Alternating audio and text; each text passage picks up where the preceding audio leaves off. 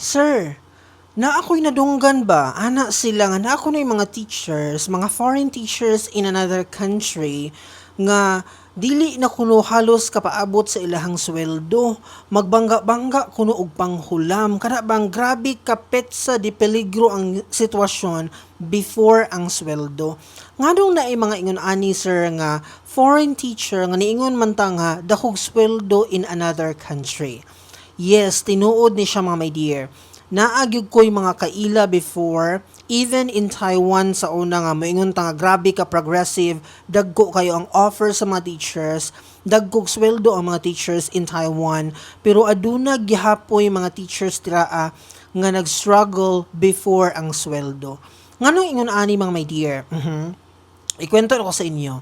Naamang ko'y mga foreign teachers in different countries in the world nga grabe kaayo ka gastador.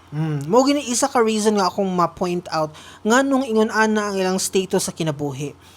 Naman ko'y mga foreign teacher nga kung makakwarta ni sila, magpahitaka ni sila palit shopping here and there, palito ng mga expensive nga mga butang kay matod pa nila, deserve nako ni.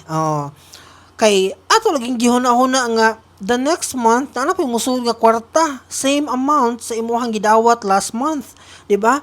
So grabe gini mo ka confident that you can still survive even if huruton nimo imuhang kwarta karong buwan na. Unya kay naaman tay mga unexpected nga mga situation nga pwedeng ma-encounter in the middle of the month.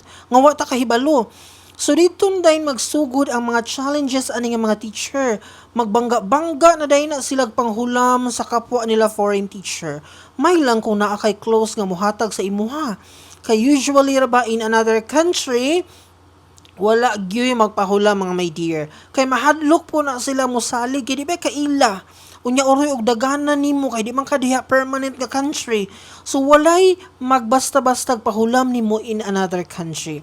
But going back sa point ani nga video, yes, tinuod na siya.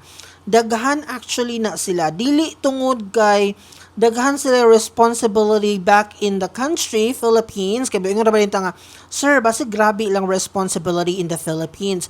At some point, it could be, but pwede man kunin mo i-limit. Pwede man nimo i-control. Pwede man nimo i-calculate nga kanis ala kung ihulog karon kay basig di na ako ka-survive for a month. Ingon ana. But most of the time, mga my dear, the reason why ga-struggle sila is gastador na sila. Laagan, patakagasto sa ilang kwarta. Pag-abot sa panahon, wala nila na-anticipate ang mga panghitabo. Diha nag-start ang struggle sa ilahang financial aspect. So, delikado.